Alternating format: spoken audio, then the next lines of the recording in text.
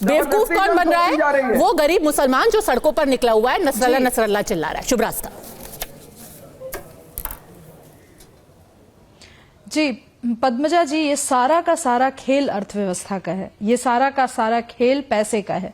और हम जितनी जल्दी, मैं हम का प्रयोग इसलिए कर रही हूं क्योंकि मैं इस सिर्फ देश ही नहीं, इस विश्व की एक सजग नागरिक होने के नाते कह रही हूं कि जितना जल्दी इस चीज को समझ लिया जाए उतना जल्दी हमारे हित में है। लेकिन मुझे लगता है हमारे देश में गरीबी इतनी है और इस गरीबी के बीच में कुछ लोग जिनको सियासी रोटियां सेकनी है उनके लिए बहुत आसान होता है इस वक्तव्य को अलग अलग तरीके से आलोचना कर करके, और जो जिस एक तरह से कैलिफेट की बात कर रहे हैं, पॉलिटिकल कैलिफेट की बात कर रहे हैं, उसकी बात करना बहुत आसान है पद्मजा जी। 1980 के दशक से मार्टिन क्रेमर ने जब पॉलिटिकल इस्लाम टर्म का इजाद किया और उसके बाद इस्लामिज्म या पॉलिटिकल इस्लाम पे जो चर्चा हुई, उस पर आप दिल पर हाथ रख के बताइए पद्मजा जी, आपका दशकों का अनुभव रहा है पत्रकारिता में, क्या आज हम पॉलिटिकल इस्लाम पे, इस्लामिज्म पे एक सम्यक चर्चा करने की स्थिति में हैं? अगर नहीं है तो आज हम विश्व के किसी कोने में कोई भी हरकत हो रही हो, इस्लाम को लेकर कुछ भी बयानबाजी की जा रही हो, हम मैच्योरली डिस्कस नहीं कर सकते। क्योंकि यहां पर जैसे हमारे पैनल में कुछ लोग बैठे हैं, उनको तिलमिलाहट होगी, क्योंकि कहीं ना कहीं वो उस राजनीति, उस पॉलिटिकल आइडियोलॉजी को लेकर के जो एक मंतव्य, एक लामबंद तरीके से वो बनाना चाहते हैं, उसमें वो घात लगेगा ना। पॉलिटिकल इस्लाम क्या होता है? पॉलिटिकल इस्लाम यह होता है कि जब आप इस्लाम को एक धारण करने वाला धर्म को न लेते हुए उसको आप एक राजनीतिक परिप्रेक्ष्य में कहते हैं और उसके बारे में बात करते हैं, जैसा कि खामेनेई ने किया। तो मेरा यह मानना है, जिसमें अभी हर्षवर्धन जी कह रहे थे और मैं उनसे इत्तेफाक रखती हूं, कि हमारे देश के मुसलमानों का क्या इससे लेना देना नहीं होना चाहिए। आप अगर होना चाहिए तो आप खामेनेई से पूछिए ना कि क्या वो आकर के आपके यहां मदरसों में उसको हाईटेक बना देंगे? बताइए, जब वो इतनी बड़ी बात कर रहे हैं कि सारे देश, सारे विश्व के मुसलमान एक हो जाओ, तो फिर वो उनसे पूछिए कि उनके पास मुसलमानों के डेवलपमेंट का 10 पॉइंट एजेंडा क्या है। क्यों नहीं जोड़ूं? क्यों सैयद भाई, एक सेकंड सैयद भाई, आप कहीं का मुद्दा, आप जैसा कि पद्मजा जी ने कहा, मैं उसी भाषा में आपको कह रही हूं, जैसा कि पद्मजा जी ने कहा कि किसी के फटे में पैर आपको डालना है, तो जब आपने उनके फटे में पैर डाल दिया है तो मैं भी उस फटे में अपना पैर डालकर पूछ रही हूं कि आपका क्या फायदा?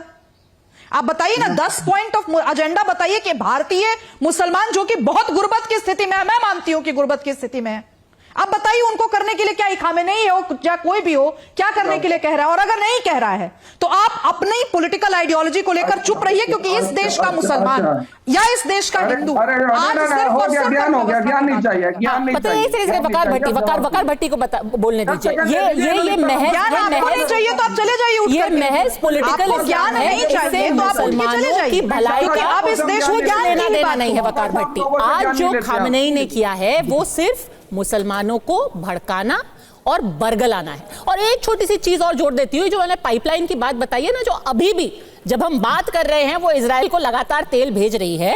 पिछले साल इजराइल के विदेश मंत्री ने जो ऑर्गेनाइजेशन ऑफ इस्लामिक कोऑपरेशन की मीटिंग थी, उसमें उन्होंने खड़े होकर के कहा अक्टूबर में हमें तेल की सप्लाई तुरंत बंद कर देनी चाहिए, ये एक अपार्थाइड स्टेट है, ये मुसलमानों के खिलाफ है, ये मुसलमानों को मार रहा है। और सारे देशों ने कहा सॉरी, हमारा बिजनेस, हमारा पैसा जरूरी है। किसी ने उनकी बात पर ध्यान नहीं दिया। तो यहां पर पॉलिटिकल इस्लाम प्रैक्टिस किया जा रहा है और दूसरी तरफ धंधा भी चल रहा है। वकार भट्टी, देखिए मैडम, जहां धंधा चलाने वालों की बात है ना, दुनिया भर में मुझे भी पता है कि जो सियासतदान हैं, जो सरकारें जो रूल्स करते हैं, मैं उनको तो पहली बात यह है कि आज के टाइम अगर उनकी आंखें बंद हैं, उनकी जबान बंद है, तो उनका हिसाब अल्लाह के आगे देना है और वो देंगे, ये कुरान कहता है। अगर आप ये कहेंगे और यहाँ कोई मुझे लेक्चर देगा कि हिंदुस्तान का या कश्मीर के मुसलमानों का क्या रिश्ता है, तो हम पहले ही बता देते हैं कि मस्जिद अक्सा जिस पर कब्जा करके बैठा हुआ है इजराइल, जिस फलस्तीन की जमीन पर इजराइल बैठा है कब्जा करके, और मस्जिद अक्सा के लिए जैसे हिंदुओं के अंदर हिंदुस्तान में राम मंदिर के लिए इतना बड़ा आस्था का मसला था, ऐसे ही मस्जिद अक्सा के लिए दुनिया भर के मुसलमानों का आस्था का मसला है। सऊदी अरब के लिए आस्था का मसला नहीं है, मुसलमान इराक कहते के लिए आस्था का मसला नहीं है, इजिप्ट के लिए आस्था का मसला नहीं है, कतर के लिए आस्था का मसला नहीं है। वो तो इजराइल के साथ लगातार अपने संबंध बनाए हुए हैं। मैडम ये चुप रहिए। देखिए क्या करें, हिंदुओं के लिए क्या मसला है? इजराइल, देखिए मुझे बात कर, मैं बीच किसी के नहीं बोलता हूँ। रही इजराइल की, इजराइल के साथ कौन क्या करता है कौन नहीं करता, मैं अपना फर्ज निभा रहा हूँ। अरे आप तो अपना फर्ज निभा रहे हैं, पर यही तो हम पूछ रहे हैं, क्या है आपका फर्ज, क्या लेना देना है आपका खामेनेई से? आप देखिए, आप बोलने नहीं देंगे, आपको बोलना मेरी जबान, तो आप बोलिए ना, फिर मुझे क्यों बुलाया आपने? बोलिए, अब बोल लीजिए।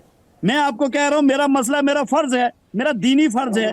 मैं मुसलमानों को, दुनिया भर के मुसलमानों को, जो हमानी साहब ने कहा कि एक होना चाहिए, यूनाइट हो जाना चाहिए, क्योंकि इस्लाम दुश्मन। तो दीनी फर्ज आप ही को समझ में आ रहा है। जो बड़े बड़े देश है जहां पर 99% मुसलमान रहते हैं, उनका कोई दीनी फर्ज नहीं है, आप ही को एक अकेले को दीनी फर्ज निभाना है सड़क पर उतर करके। मुसलमानों को दीनी फर्ज है, कुछ चंद नेताओं को नहीं है, चंद राजा अरे सर, मैं तो नहीं है। आपको बता रही हूँ कि कितने सारे देश हैं जो लगातार इजराइल के साथ अभी भी बिजनेस कर रहे हैं, कितने सारे देश हैं जहां पर लोग खुशियां मना रहे हैं। देखिए, मैं इसलिए इजराइल को आप सपोर्ट कर रहे हैं ना, पहले आप सुनिए मैडम, आप इसलिए इजराइल को सपोर्ट कर रहे हैं क्योंकि इजराइल और इजराइल की सोच और मोदी की सोच। अरे सर, मैं तो इजराइल को ना सपोर्ट करती हूँ, ना मैं फिलिस्तीन को सपोर्ट करती हूँ। मैं तो जो आज खामेनेई साहब ने बोला है कि सब लोग साथ में खड़े हुए हैं, उसी के बारे में सवाल पूछ रही हूँ कि कौन साथ में खड़ा है? इक्का दुक्का लोग जो कि सड़क पर या टीवी पे साथ खड़े हैं और उनके पैरोकार बने हुए हैं, उसके अलावा कौन खड़ा है? हर कोई अपने अपने मतलब देख रहा है, हर कोई अपनी अपनी भलाई देख रहा है। सुन तो लीजिए ना मैम सुन लीजिए। आपको, आपकी आंखें बंद हैं, आपको नहीं दिख रहा, पूरी दुनिया का मुसलमान हुमायूं साहब की जो स्टेटमेंट है उसके साथ खड़ा है।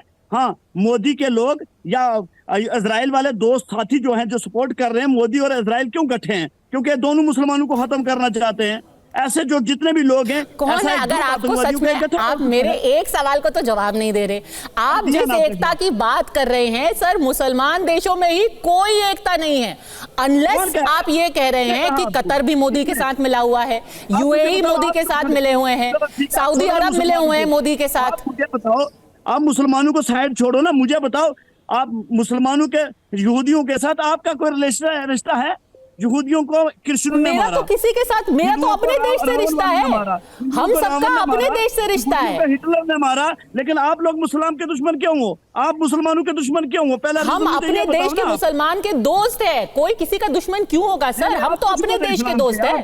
खुले आप प्रॉफिट मोहम्मद की शान में जो गुस्ताखी हो रही है मीडिया पर, कल से आप देख सकते हैं। इसका मतलब क्या है कि प्रॉफिट मोहम्मद के बारे में शान में गुस्ताखी करना मतलब पूरे मुसलमानों के खिलाफ बोलना। सर, आप मुद्दे को किधर ले जा रहे हैं? कौन शान में गुस्ताखी कर रहा है? मैं तो सीधे सीधे